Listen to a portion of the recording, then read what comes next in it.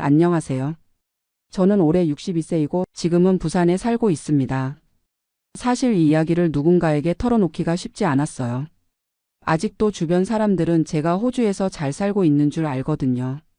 소셜연금 받으면서 골드코스트 바닷가에서 여유롭게 지내고 있다고 생각하고 있을 거예요. 하지만 실제로는 작년 말에 몰래 돌아왔습니다. 아무에게도 말하지 않고 밤비행기를 타고 인천공항으로 돌아왔어요. 정말 창피하고 부끄러웠거든요. 그렇게 큰 소리치며 떠났는데 1년도 안 되어서 꼬리 빼고 도망치듯 돌아온 게 말이 되나요? 처음 호주행을 결심했을 때만 해도 모든 게 장밋빛이었어요. 제가 30년 넘게 다닌 중견 제조업체에서 부장으로 정년퇴직을 하면서 받은 퇴직금이 1억 5천만 원, 그리고 국민연금 월 120만 원, 여기에 부산 연제구에 있던 34평 아파트를 팔아서 나온 돈이 8억 2천만 원이었거든요. 그때만 해도 이 정도면 호주에서 충분히 살 수 있을 거라고 생각했어요. 특히 아내가 몇 년 전부터 계속 호주 이민을 이야기했었거든요. 아내는 저보다 3살 어린 59세인데 요양보호사로 일하면서 노인분들을 많이 봐왔잖아요. 여보, 우리 나이 들어서 이렇게 살면 안 돼. 한국은 노인들한테 너무 각박해. 병원도 제대로 못 가고 연금도 턱없이 부족하고 자식들한테 짐 되기만 하는 게 뻔해. 사실 맞는 말이었어요. 저희 아버지도 치매로 몇 년간 고생하시다가 돌아가셨는데 그때 간병비만 월 200만 원씩 나가더라고요. 제가 아무리 회사에서 부장이라고 해도 그런 돈을 계속 댈 수는 없었거든요. 그래서 아내 말에 점점 마음이 기울기 시작했어요. 유튜브에서 호주 은퇴 이민 관련 영상들을 찾아보기 시작했고 정말 좋아 보이더라고요. 골드코스트에서 월 300만 원으로 여유롭게 사는 법. 호주 의료 시스템 한국과는 차원이 달라. 소셜연금까지 받으면 노후 걱정 끝. 이런 제목들에 완전히 빠져들었죠. 영상을 볼 때마다 가슴이 뛰었어요. 파란 바다, 깨끗한 공기, 여유로운 생활. 특히 의료 시스템 이야기가 제일 매력적이었어요. 메디케어라고 해서 영주권자나 시민권자는 병원비를 거의 안 낸다고 하더라고요. 한국처럼 이것저것 따져가며 보험 적용 안 되는 것 때문에 스트레스 받을 일도 없고 지피라고 하는 가정의한테 가면 웬만한 건 다 해결된다고 하니까요. 아내도 완전히 들떠 있었어요. 여보, 우리 나이에 새로운 도전해보자. 어차피 여기서도 외롭게 늙어갈 것, 그럼 바다 보면서 늙어가자. 그렇게 해서 2022년 말부터 본격적으로 준비를 시작했어요. 투자 이민으로 가기로 했거든요. 호주 정부에서 일정 금액을 투자하면 영주권을 주는 제도였는데 저희 나이에는 그게 가장 확실한 방법이라고 하더라고요. 이민 컨설팅 업체를 통해서 모든 걸 진행했는데 정말 복잡하더라고요. 서류 준비하는 것만 해도 몇 개월이 걸렸어요. 건강검진, 경력증명, 재정증명, 범죄 경력 조회까지. 그리고 가장 중요한 건 투자금이었죠. 150만 호주 달러를 투자해야 한다고 하더라고요. 우리 돈으로 약 13억 원 정도였는데 아파트 판 돈에 퇴직금 그리고 그동안 모아둔 예금까지 다 털어서 겨우 마련했어요. 이게 마지막 기회야. 이번에 실패하면 정말 한국에서 쪼그라들며 살아야 해. 그런 각오로 모든 걸 걸었죠. 드디어 2023년 3월에 출국했어요. 인천공항에서 골드코스트행 비행기를 탈 때의 그 설렘을 지금도 잊을 수가 없어요. 이제 정말 새로운 인생이 시작이야. 골드코스트 공항에 도착했을 때 정말 영화 같더라고요. 3월이니까 호주는 가을이었는데 한국의 늦봄 같은 날씨였어요. 하늘은 파랗고 공기는 맑고 모든 게 완벽해 보였어요. 첫 한 달은 호텔에서 지내면서 집을 알아봤어요. 이민 컨설팅 업체에서 소개해준 부동산 에이전트와 함께 여러 집을 봤는데 정말 깔끔하고 좋더라고요. 결국 서퍼스 파라다이스에서 차로 15분 정도 떨어진 아파트를 렌트하기로 했어요. 2베드룸짜리였는데 발코니에서 바다가 보이고 수영장도 있고 체육관도 있는 그런 곳이었어요. 주당 렌트비가 650호주 달러였어요. 우리 돈으로 월 350만 원 정도였는데 그때는 한국에서 강남 아파트 월세보다 싸네라고 생각했어요. 첫 몇 개월은 정말 신혼여행 온 기분이었어요. 매일 바닷가 산책하고 쇼핑몰도 구경하고 골드코스트 곳곳을 돌아다니면서 구경했거든요. 정말 잘했다. 이런 곳에서 살 수 있다니. 아내도 완전히 들떠 있었어요. 매일 사진 찍어서 한국 친구들한테 보내고 호주 와서 완전 힐링하고 있어라면서 자랑하고 다녔거든요. 그런데 한 3개월쯤 지나니까 서서히 현실이 보이기 시작했어요. 가장 먼저 느낀 건 물가였어요. 장 보러 우로스나 콜스 같은 대형 마트에 가면 정말 깜짝 놀랄 정도로 비싸더라고요. 사과 한 개가 2호주 달러, 우리 돈으로 1,300원이에요. 한국에서는 500원 정도 하는 걸 말이에요. 고기도 엄청 비쌌어요. 소고기 500g에 20호주 달러, 우리 돈으로 13,000원 정도였거든요. 그것도 한국처럼 먹기 좋게 썰어 놓은 게 아니라 덩어리째 파는 거라서 직접 썰어야 하고요. 그래서 한인마트를 찾아갔는데 거기는 더 비쌌어요. 한국 라면 한 봉지가 3호주 달러, 우리 돈으로 2,000원이에요. 김치는 작은 통 하나에 15호주 달러, 거의 1만 원이었어요. 아, 이렇게 살면 돈이 엄청 빨리 떨어지겠구나. 그때부터 계산기를 두드려 보기 시작했어요. 렌트비 월 350만 원, 생활비 월 400만 원 정도, 여기에 각종 공과금이나 기타 비용까지 하면 월 800만 원은 좋게 나가더라고요. 그런데 수입은 없잖아요. 투자 이민으로 온 거라서 일도 할 수 없고 그냥 가지고 온 돈 까먹으며 살아야 하는 거였어요. 이러면 5년도 못 버틴다. 그 계산이 나오니까 갑자기 등골이 서늘해지더라고요. 두 번째 문제는 언어였어요. 저는 회사에서 해외 업무도 좀 하고 그래서 영어를 어느 정도는 할 줄 안다고 생각했거든요. 하지만 일상생활 영어는 완전히 달랐어요. 은행에 가서 계좌 개설하는 것부터 막히더라고요. 직원이 뭐라고 하는지 절반도 못 알아듣겠어요. 특히 호주 영어는 억양이 독특해서 더 어려웠고요. 병원 가는 것도 스트레스였어요. GP한테 가서 증상 설명하는 게 이렇게 어려울 줄 몰랐거든요.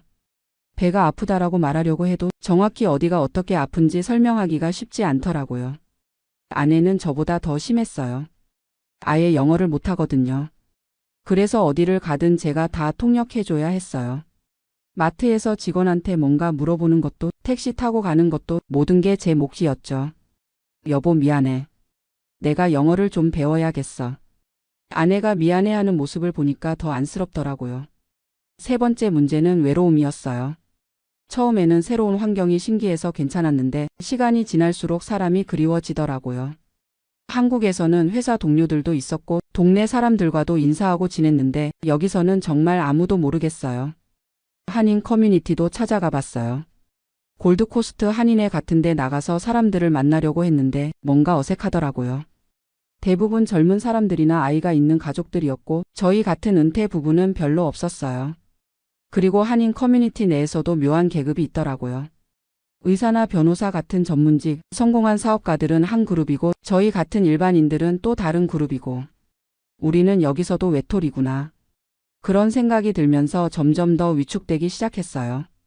네 번째 문제는 의료 시스템이었어요.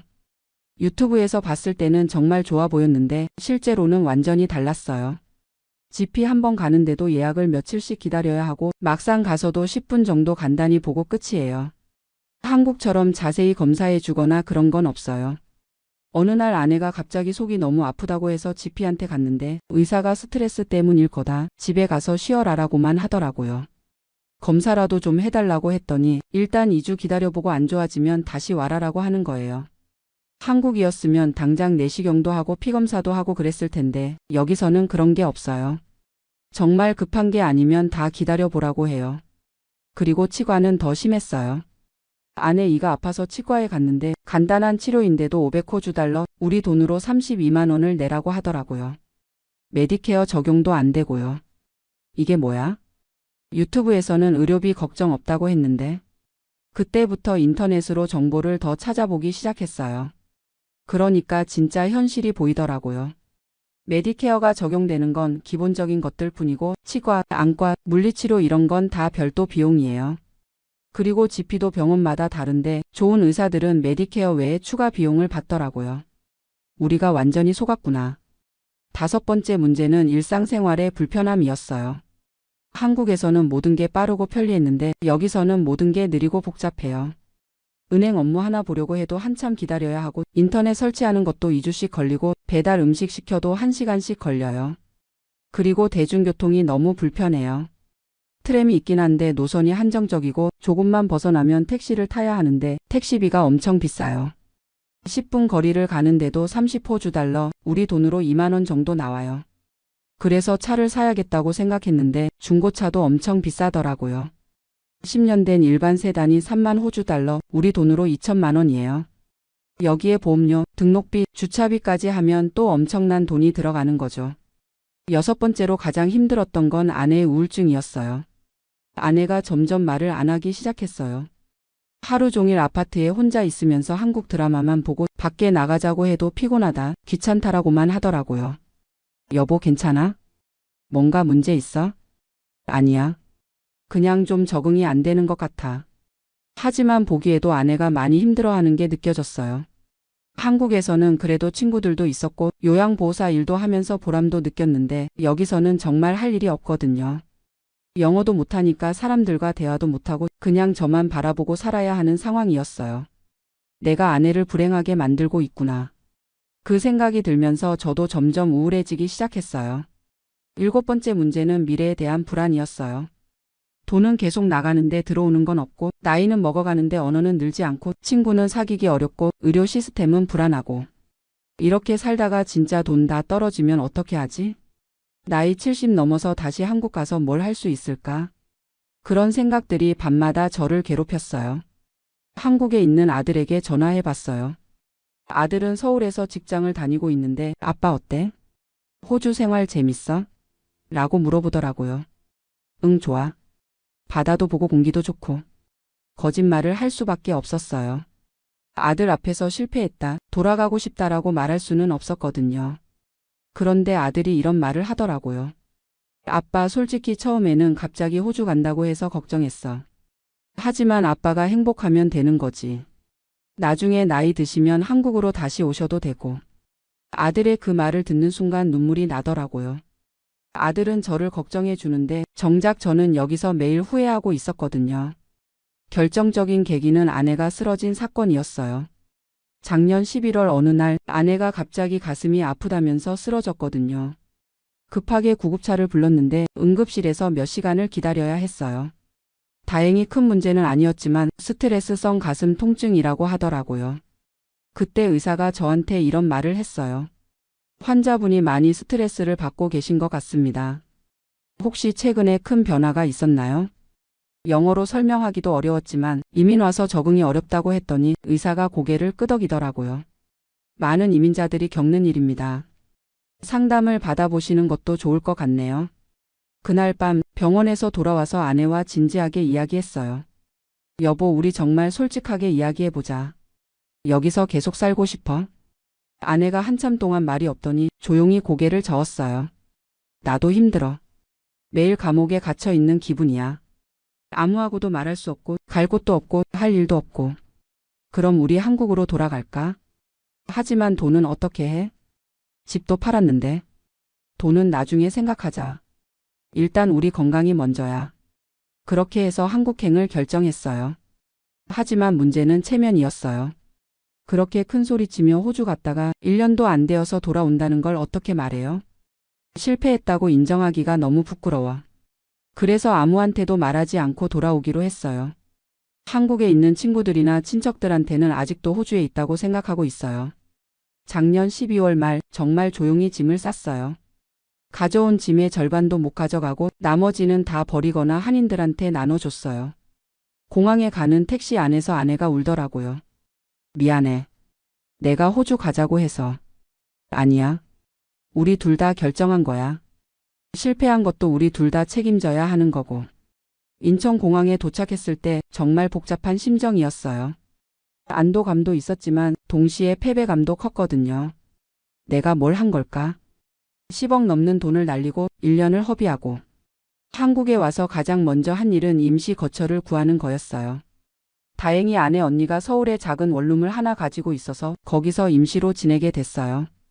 그리고 현실적인 문제들을 하나씩 해결해야 했어요. 건강보험 재가입, 주민등록신고, 은행 계좌 정리. 가장 큰 문제는 주거였어요. 집을 팔고 간 거라서 살 곳이 없거든요. 나이 60 넘어서 전세 구하기도 쉽지 않고 보증금도 많이 들어가고. 결국 부산으로 내려와서 작은 아파트를 전세로 구했어요. 예전에 살던 연제구는 너무 비싸서 사하구 쪽으로 왔거든요. 25평짜리 작은 아파트인데 전세 보증금이 3억 5천만 원이었어요. 호주에서 남은 돈으로 겨우 구한 집이에요.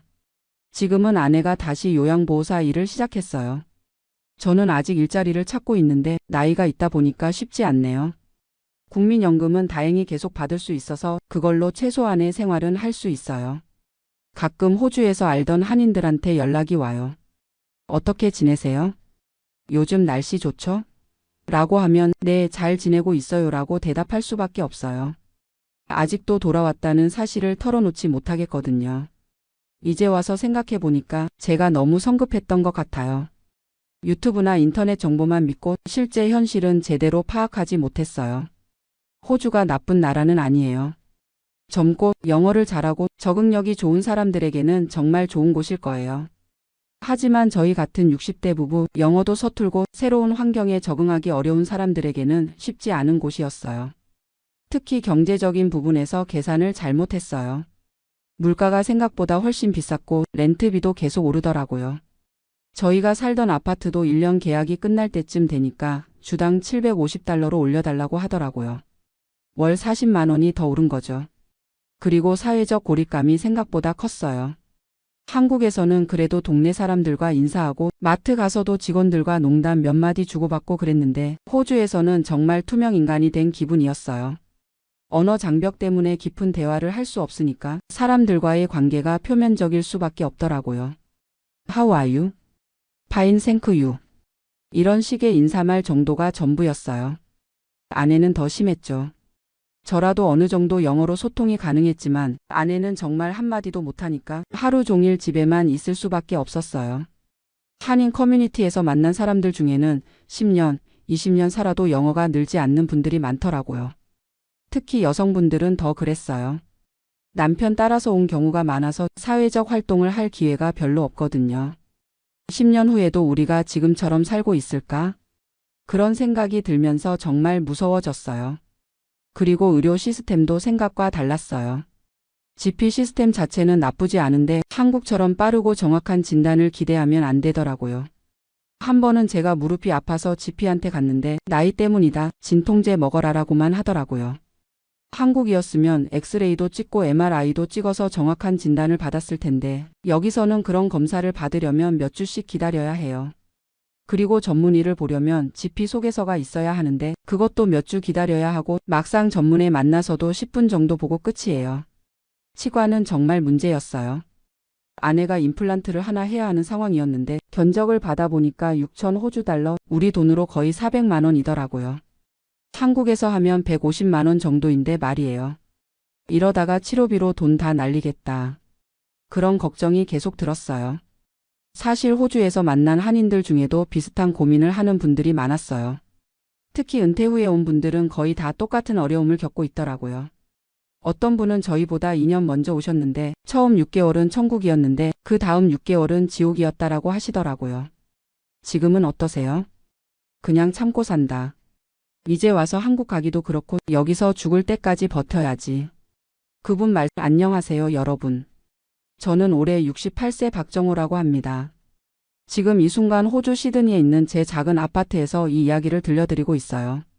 창문 너머로 보이는 시드니 하버브리지를 바라보면서 말이죠. 솔직히 제가 이런 날이 올 거라고는 꿈에도 생각 못했어요.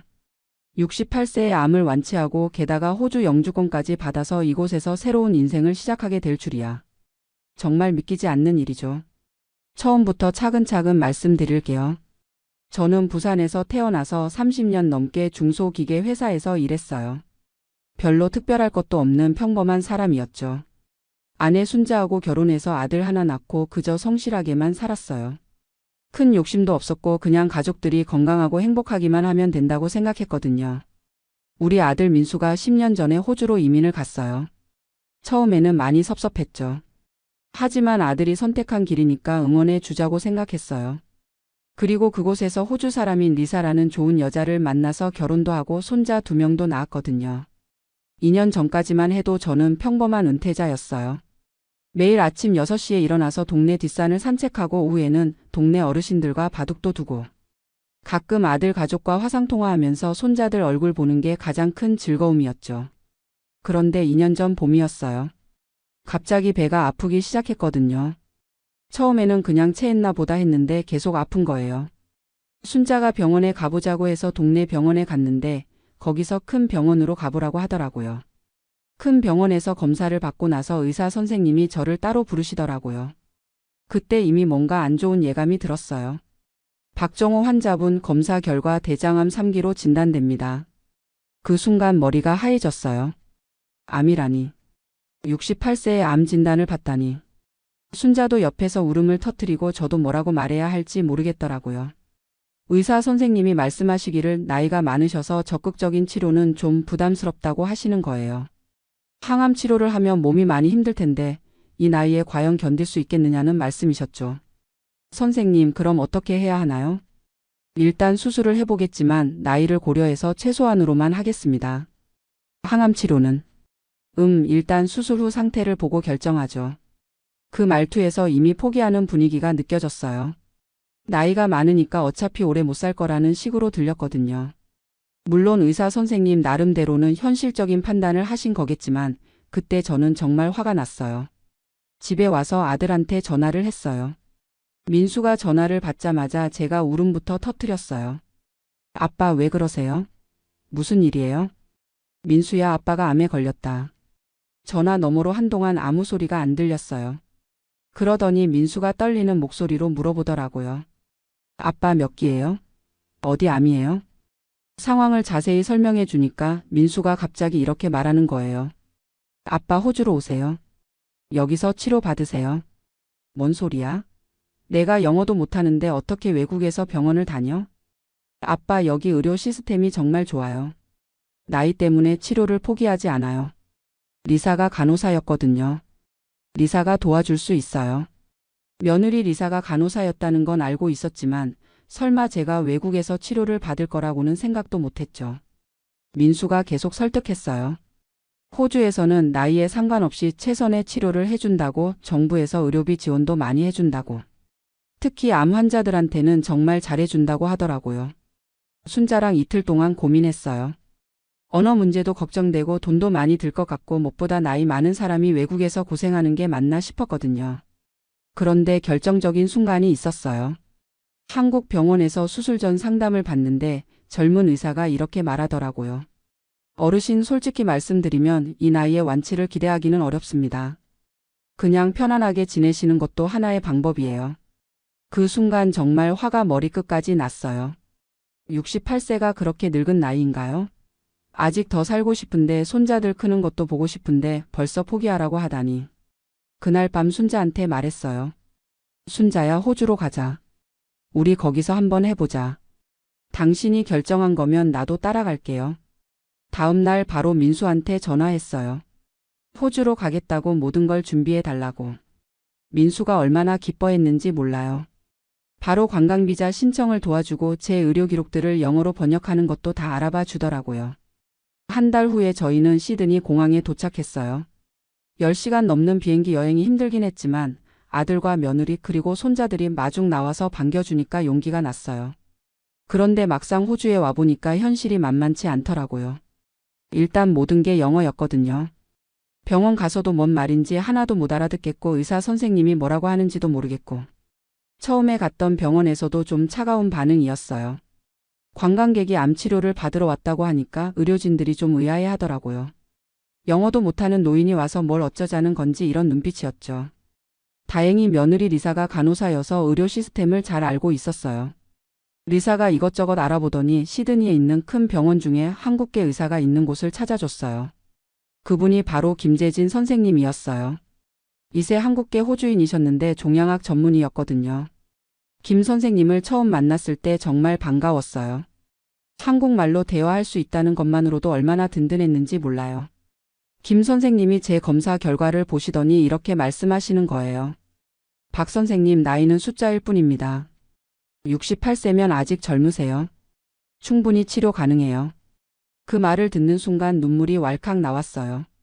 한국에서는 나이 때문에 포기하라고 하던 것을 여기서는 나이가 문제 없다고 하니까 얼마나 고마웠는지. 김 선생님이 설명해 주시기를 호주에서는 환자의 나이보다는 전체적인 건강 상태와 치료 의지를 더 중요하게 본다고 하시더라고요. 68세면 평균 수명을 고려했을 때 충분히 치료할 가치가 있다는 거죠. 본격적인 검사를 다시 받았어요. 한국에서 받았던 검사보다 훨씬 정밀하고 자세했어요. 그리고 놀라운 건 환자와 가족에게 모든 걸 상세히 설명해 주는 거였어요. 치료 계획부터 시작해서 예상되는 부작용, 성공 확률까지 다 알려주더라고요. 치료비 문제도 걱정이었는데 병원 사회복지사가 와서 상담을 해줬어요. 관광비자로 와서 치료를 받는 거지만 응급의료 상황으로 분류돼서 당장 큰 돈을 낼 필요는 없다고 하더라고요. 나중에 계산서를 받긴 하지만 여러 자선단체에서 도움을 받을 수 있는 방법도 있다고 했어요. 특히 캔서 카운셀이라는 곳에서 암 환자들을 많이 도와준다고 하더라고요. 실제로 나중에 그곳에서 교통비, 숙박비 같은 것들을 많이 지원받았어요. 드디어 수술을 받았어요. 한국에서는 나이 때문에 최소한으로만 하겠다고 했던 수술을 여기서는 완전히 제거하는 수술을 해주셨어요. 수술 시간도 5시간이나 걸렸어요. 수술 후에 깨어났을 때 김 선생님이 웃으시면서 말씀하시더라고요. 성공적으로 끝났습니다. 전이도 생각보다 적었고 깨끗하게 제거했어요. 그때 정말 하늘이 노래지는 것 같았어요. 순자도 옆에서 울면서 고마워했고 민수와 리사, 손자들까지 모두 와서 축하해줬어요. 하지만 진짜 힘든 건 항암 치료였어요. 6개월 동안 받았는데 정말 죽을 만큼 힘들더라고요. 토하고 머리카락 빠지고 몸무게도 10kg 넘게 빠졌어요. 그런데 신기한 건 병원 시스템이 정말 체계적이었다는 거예요. 항암 치료 받을 때마다 간호사들이 상태를 꼼꼼히 체크해주고 부작용이 심하면 바로 의사에게 연결해주고 심리 상담사도 와서 정신적으로 도와주고 가장 힘들었을 때 한국계 환자 모임도 만났어요. 저처럼 호주에서 암 치료를 받고 있는 한국 분들이 여러 명 계시더라고요. 그분들과 이야기하면서 많은 위로와 용기를 얻었어요. 특히 기억에 남는 분이 계세요. 70대 할머니셨는데 3년 전에 유방암 진단받고 호주에서 치료받아서 완치되신 분이었어요. 그분이 저한테 이렇게 말씀하시더라고요. 정호 씨, 여기서는 나이가 문제가 아니에요. 의지가 중요해요. 끝까지 포기하지 말아요. 그 말씀이 정말 큰 힘이 됐어요. 항암 치료를 받으면서 놀란 게 또 있었어요. 호주 정부에서 제공하는 지원이 정말 많더라고요. 교통비 지원, 숙박비 지원, 심지어 식비까지 도와주는 프로그램들이 있었어요. 저희가 관광비자로 왔는데도 인도적 차원에서 많은 도움을 받을 수 있었거든요. 6개월간의 항암 치료가 끝나고 재검사를 받았어요. 그때 김 선생님이 보여주신 검사 결과를 지금도 잊을 수 없어요. 박 선생님 축하드립니다. 완전 관해입니다. 암세포가 하나도 발견되지 않았어요. 완전 관해. 완치라는 뜻이었어요. 그 순간 저는 김 선생님 앞에서 대성통곡을 했어요. 순자도 민수도 리사도 모두 울었어요. 68세에 받은 새 생명이었거든요. 김 선생님이 말씀하시길 제 나이에 이 정도로 완벽하게 회복된 케이스는 정말 드물다고 하시더라고요. 의료진들도 모두 놀라워했어요. 정말 기적이에요. 선생님의 강한 의지와 가족의 사랑이 만들어낸 기적입니다. 그때부터 새로운 고민이 시작됐어요. 한국으로 돌아갈 것인가 아니면 호주에서 계속 지낼 것인가. 사실 처음 계획은 치료만 받고 한국으로 돌아가는 거였어요. 하지만 6개월 동안 호주에서 지내면서 생각이 많이 바뀌었거든요. 일단 의료 시스템이 너무 좋았어요. 정기 검진도 체계적이고 만약 재발한다면 여기서 치료받는 게 훨씬 나을 것 같았어요. 그리고 무엇보다 아들 가족과 함께 있으면서 손자들과 많은 시간을 보낼 수 있었거든요. 민수가 먼저 제안했어요. 아빠, 엄마 여기서 계속 사세요. 제가 부모님 비자 신청해 드릴게요. 부모님 비자라는 게 있더라고요. 호주 시민권자나 영주권자의 부모는 특별한 비자를 받을 수 있다는 거였어요. 물론 절차가 복잡하고 시간도 오래 걸리지만 충분히 가능하다고 했어요. 순자와 상의했어요. 한국에 있는 집도 있고 친구들도 있는데 정말 여기서 살 것인가? 당신이 건강하게 살 수 있는 곳이 어디든 나는 따라갈게요. 순자의 이 말이 결정적이었어요. 민수가 바로 부모님 비자 신청을 도와줬어요. 서류도 엄청 많고 복잡했지만 리사가 영어를 잘해서 많이 도와줬어요. 신청서에는 제가 암을 완치했다는 의료 기록도 첨부했어요. 김 선생님이 특별히 상세한 의료 소견서를 써주셨거든요. 68세의 대장암 3기를 완치한 케이스라며 현재 건강 상태가 매우 양호하다고 써주셨어요. 비자 심사를 기다리는 동안 또 다른 문제가 생겼어요. 관광비자가 만료되어 가는 거였어요. 다행히 의료비자라는 게 있어서 치료 기간 동안은 합법적으로 체류할 수 있었어요. 그 기간 동안 저는 새로운 경험들을 많이 했어요.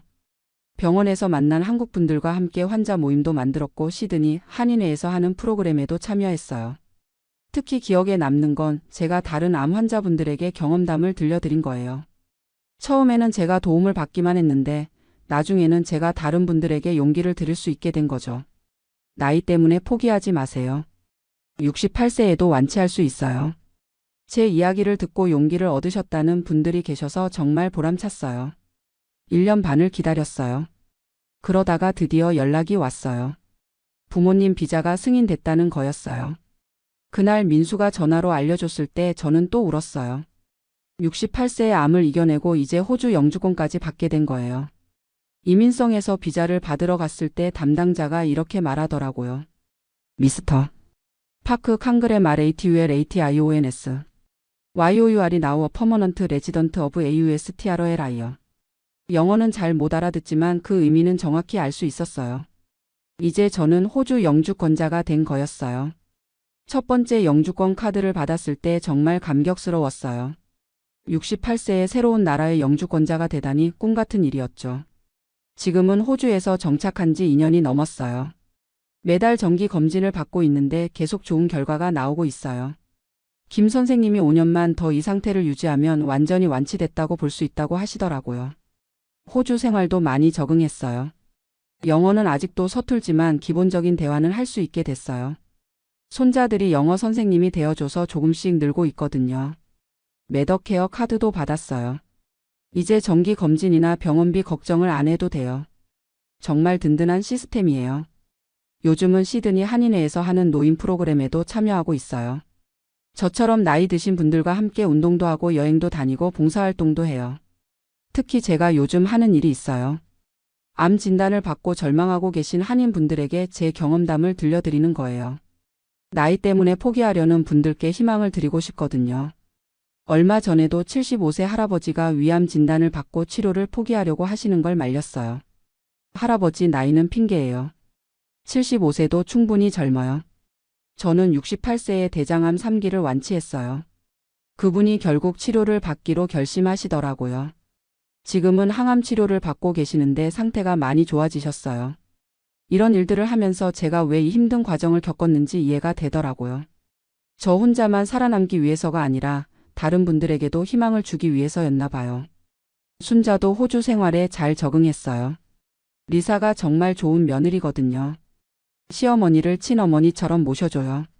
언어가 달라도 마음은 통하더라고요. 손자들도 할아버지 할머니와 함께 살게 돼서 좋아해요.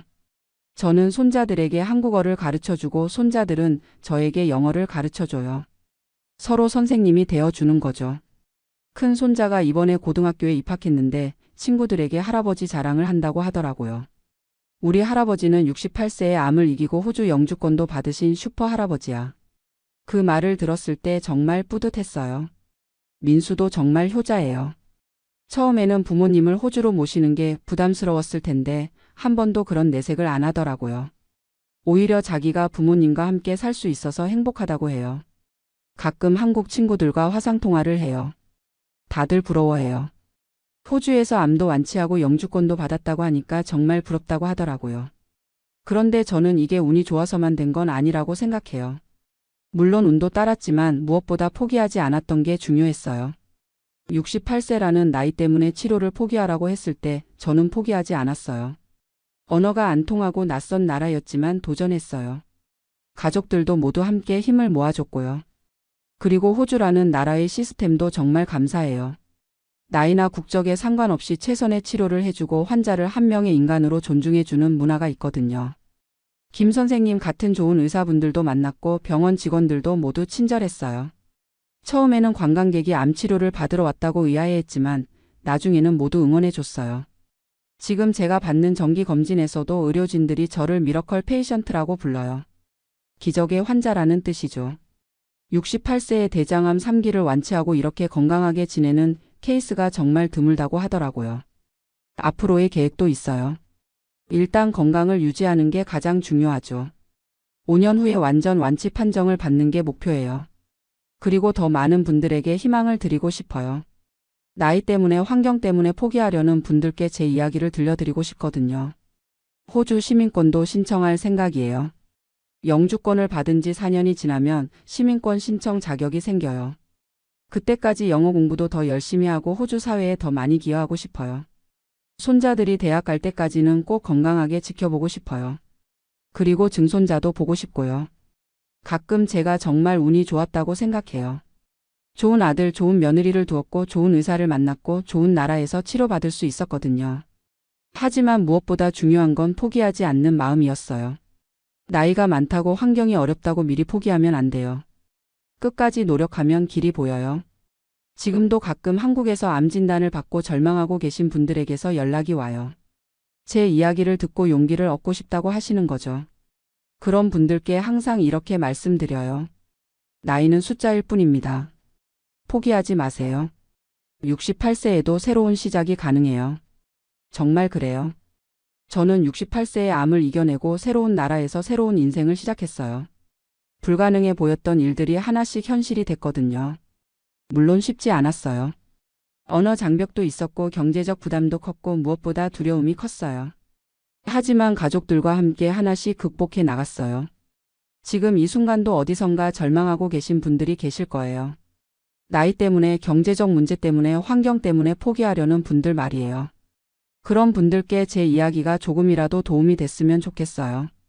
68세에도 기적은 일어날 수 있어요. 포기하지 않는 한 희망은 있어요. 저는 이제 70세가 되면 호주 시민권을 받을 예정이에요.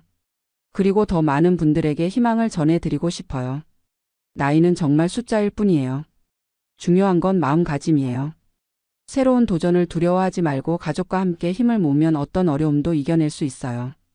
저는 68세에 받은 새 생명을 소중히 여기며 앞으로도 감사한 마음으로 하루하루를 살아갈 거예요. 여러분도 어떤 어려움에 처해 계시더라도 포기하지 마세요. 끝까지 노력하면 반드시 길이 열려요.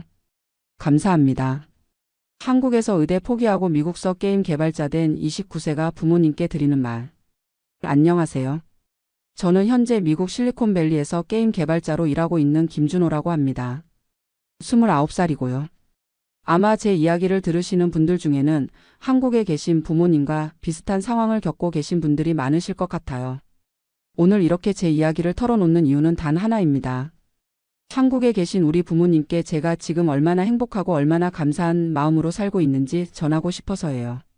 그리고 저와 같은 선택을 고민하고 계신 분들께도 조금이나마 도움이 되었으면 하는 마음으로 이 자리에 서게 되었습니다.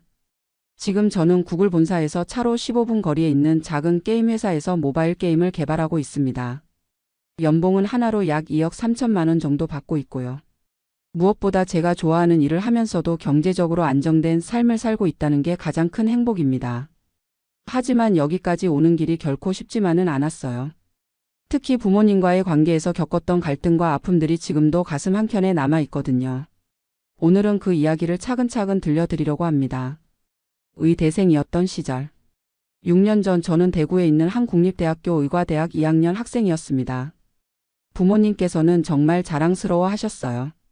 아버지는 평생 중소기업 공장에서 일하시는 평범한 직장인이셨고 어머니는 동네 슈퍼를 운영하시면서 저희 3남매를 키워주셨거든요.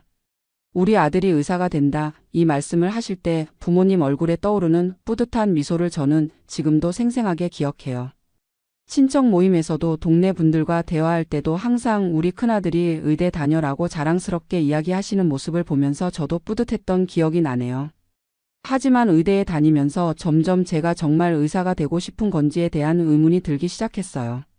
다른 친구들은 해부학 시간에 열정적으로 공부하고 임상 실습을 나가서도 정말 즐거워하는데 저는 왠지 마음이 무거웠어요. 특히 기억에 남는 건 1학년 말 겨울방학 때였어요. 집에서 컴퓨터로 간단한 게임을 만들어 보는 걸 취미로 하고 있었는데 정말 시간 가는 줄 모르고 코딩에 빠져 있었거든요. 파이썬으로 간단한 퍼즐 게임을 만들어서 친구들에게 보여줬더니 다들 너무 재미있어 했어요.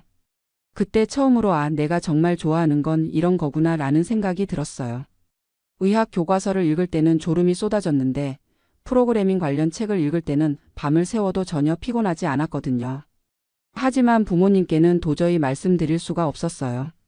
고등학교 3년 동안 오직 의대만을 목표로 재수까지 하면서 공부했는데 갑자기 의사 말고 다른 걸 하고 싶어요 라고 말한다면 얼마나 실망하실까 생각하니까 차마 입이 떨어지지 않더라고요. 2학년이 되면서 본과 수업이 시작됐는데 정말 힘들었어요. 병리학, 양리학, 미생물학. 암기해야 할 내용들이 산더미 같았는데 전혀 흥미가 생기지 않았어요. 성적도 점점 떨어졌고요. 그러던 중 2018년 5월 제가 다니던 대학에서 창업동아리 활동을 시작했어요. 몰래 참여한 거였는데 거기서 모바일 게임 개발 프로젝트에 참여하게 됐어요. 의대 수업은 뒤처지고 있었지만 게임 개발만큼은 정말 열정적으로 했던 것 같아요. 3개월 만에 간단한 모바일 퍼즐 게임을 완성했는데 구글 플레이 스토어에 올려서 첫 달에 다운로드 수가 10,000건을 넘었어요. 광고 수익으로 15만 원 정도 벌었는데 그 돈이 그렇게 뿌듯할 수가 없었어요.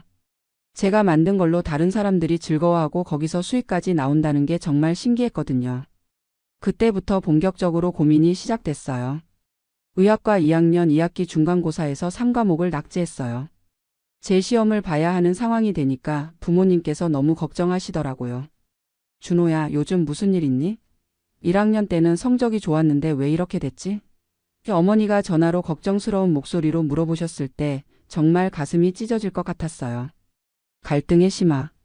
2018년 가을 저는 드디어 부모님께 솔직한 마음을 털어놓기로 결심했어요. 추석 연휴 때 집에 내려가서 가족들이 모두 모인 자리에서 이야기했죠. 아버지, 어머니. 저 사실은 의사가 되고 싶지 않아요. 컴퓨터 프로그래밍이 정말 좋고 게임 개발자가 되고 싶어요. 그 순간의 정적을 저는 평생 잊을 수 없을 것 같아요. 아버지 얼굴이 하얗게 질려가는 게 보였고 어머니는 뭔 소리야 갑자기? 하시면서 당황하시더라고요. 게임 만드는 게 뭐가 직업이야?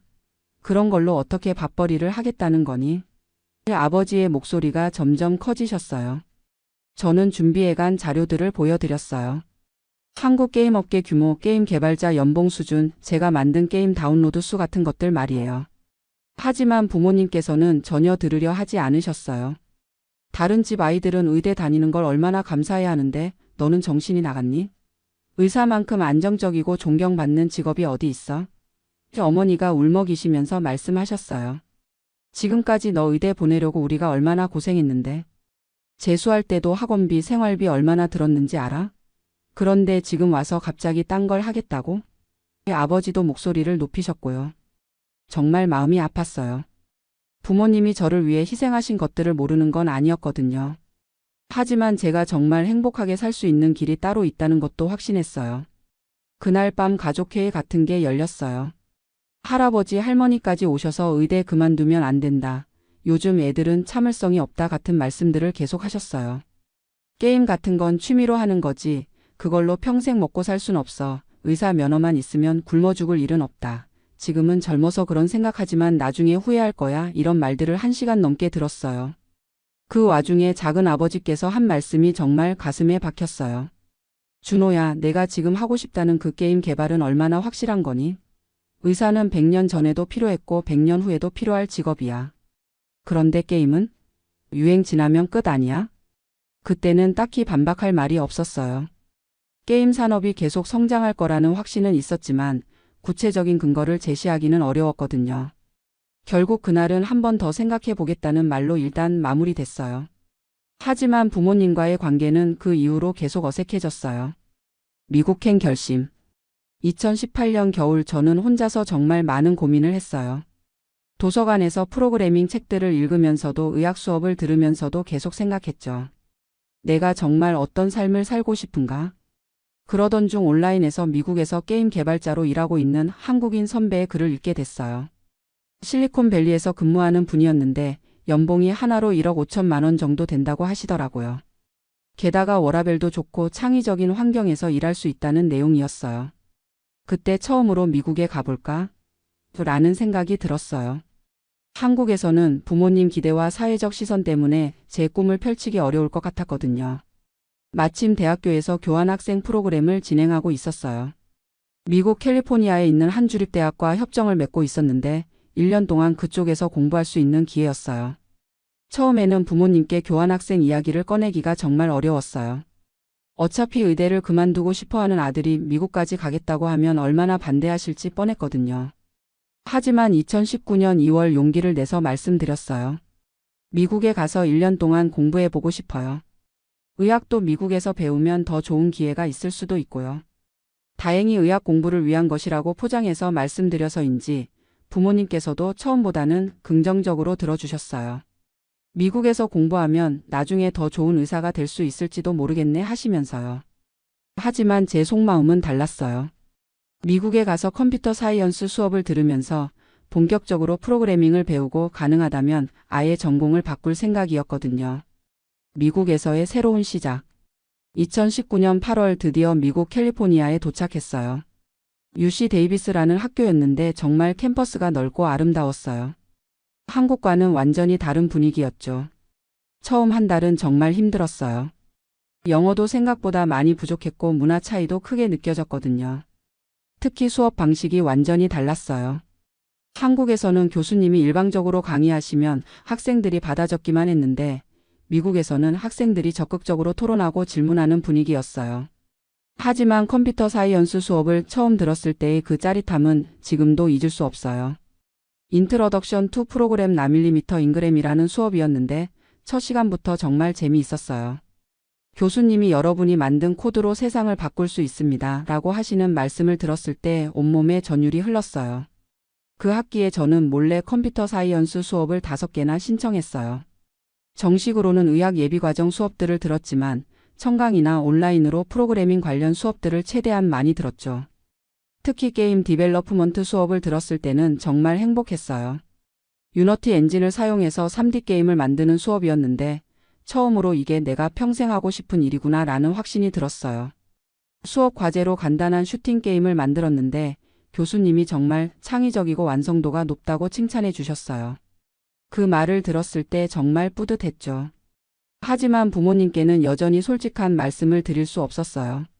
한 달에 한 번씩 영상통화를 할 때마다 의학 수업 잘 듣고 있어. 미국 병원 시스템 견학도 갔어. 이런 식으로 둘러댔어요. 거짓말을 할 때마다 마음이 무거웠지만 부모님께서 실망하실 모습을 생각하면 차마 진실을 말할 수가 없었어요. 전공 변경의 순간.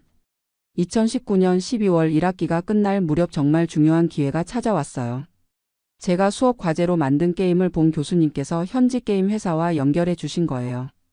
TCHFLOW 게임즈라는 작은 스타트업이었는데 모바일 게임을 전문으로 만드는 회사였어요. 그곳에서 겨울방학 동안 인턴십을 할 기회를 주겠다고 하시더라고요. 처음에는 정말 망설였어요. 만약 부모님께서 알게 되시면 어떻게 될까 싶어서요. 하지만 이런 기회가 언제 또 올지 모르겠다는 생각에 용기를 내서 지원했어요. 인턴십 첫날 회사 분위기에 정말 놀랐어요. 20대 후반에서 30대 초반의 젊은 개발자들이 자유로운 분위기에서 일하고 있었거든요. 복장도 자유롭고 근무 시간도 유연했어요. 무엇보다 모든 사람들이 정말 즐겁게 일하는 모습이 인상적이었어요. 첫 주에는 간단한 버그 수정 작업부터 시작했어요. 하지만 점점 더 중요한 일들을 맡게 되었고 2주 차부터는 새로운 게임의 핵심 기능 개발에 참여하게 됐어요. 그때 처음으로 진짜 상용 게임 개발이 어떤 건지 경험했어요. 수백만 명이 플레이할 게임을 만든다는 책임감도 있었지만 동시에 엄청난 성취감도 느꼈어요. 인턴십 3주 차에 제가 개발한 기능이 실제 게임에 적용되어서 앱스토어에 업데이트됐어요. 그날 밤 제가 만든 기능을 수십만 명이 사용하고 있다는 걸 생각하니까 정말 감동적이었어요.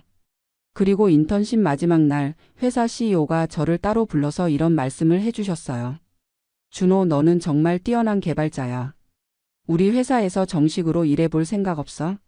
지금 당장은 학생 비자 때문에 어렵겠지만 졸업하고 나서 H에서 일비 비자로 오면 연봉 9만 달러부터 시작할 수 있어. 그때 하나로 약 1억 원이 조금 넘는 금액이었어요. 한국에서 의사 초봉보다 높은 수준이었죠. 그 순간 정말 확신했어요. 이게 내 길이구나. 더 이상 거짓말하면서 살 수는 없겠다. 부모님께 진실을 고백하다. 2020년 1월 한국으로 돌아가기 전에 저는 부모님께 정말 솔직한 이야기를 해야겠다고 결심했어요. 더 이상 거짓말로 부모님을 속일 수도 없었고 제 인생에 대해서는 제가 책임져야 한다는 생각이 들었거든요. 한국에 도착해서 집에 가는 길이 정말 길게 느껴졌어요. 부모님께서 어떤 반응을 보이실지 정말 걱정됐거든요. 집에 도착해서 짐을 정리하고 저녁을 함께 드신 후에 거실에서 가족 회의를 했어요.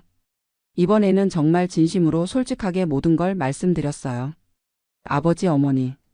저는 미국에서 의학 공부를 한 게 아니라 컴퓨터 프로그래밍을 공부했어요. 그리고 게임 회사에서 인턴십도 했고요. 정말 죄송하지만 저는 의사가 되고 싶지 않아요. 게임 개발자가 되고 싶어요. 예상했던 대로 부모님께서는 정말 충격을 받으셨어요. 특히 어머니는 내가 거짓말을 했다는 게 더 충격이야 라고 하시면서 눈물을 보이셨어요. 하지만 이번에는 제가 좀 더 구체적인 자료들을 준비해 갔어요. 미국 게임 업계 현황, 제가 인턴십했던 회사의 채용 제안서, 그리고 제가 개발한 게임들의 성과 같은 것들 말이에요. 이 회사에서 저한테 연봉 1억 원 정도 주겠다고 했어요. 그리고 몇 년 경험을 쌓으면 2억, 3억도 충분히 가능하다고 하더라고요. 아버지께서 조금 관심을 보이시더라고요. 정말 그 정도 받을 수 있어? 네, 실제로 미국에서 시니어 게임 개발자들은 하나로 3억 원 이상 받는 분들도 많아요. 그리고 주식 옵션까지 받으면 더 많을 수도 있고요. 어머니께서는 여전히 걱정스러워 하셨어요. 그래도 의사가 더 안정적이지 않을까? 게임 회사는 망하면 어떻게 해?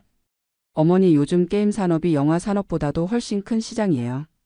그리고 제가 배운 프로그래밍 기술은 게임 회사가 아니더라도 구글, 애플, 마이크로소프트 같은 큰 회사에서도 필요로 하는 기술이에요. 그날 밤 정말 오랫동안 대화했어요. 부모님께서도 처음에는 반대하셨지만 제가 준비해간 자료들을 보시고 점점 이해해 주시기 시작하셨어요. 특히 아버지께서 내가 정말 행복하게 할 수 있는 일이라면 지지해주고 싶다고 말씀해 주셨을 때 정말 감동받았어요. 하지만 어머니께서는 마지막까지 걱정하셨어요. 그래도 미국은 너무 멀잖아. 너 혼자 그 먼 곳에서 어떻게 살아? 괜찮아요, 어머니. 요즘은 영상통화도 있고 1년에 한두 번은 한국에 들어올 수 있어요. 그리고 제가 성공하면 부모님도 미국에 놀러 오실 수 있잖아요. 다시 미국으로. 2020년 2월 코로나가 막 시작될 무렵 저는 다시 미국으로 돌아갔어요. 이번에는 정식으로 컴퓨터 사이언스로 전공을 바꾸기 위해서였어요. 사실 전공 변경 과정이 쉽지는 않았어요. 의학 예비 과정에서 들었던 학점들을 컴퓨터 사이언스 전공으로 인정받기 어려운 부분들이 있었거든요. 하지만 제가 이미 프로그래밍 실력을 증명했고 인턴십 경험도 있어서 교수님들께서 많이 도와주셨어요.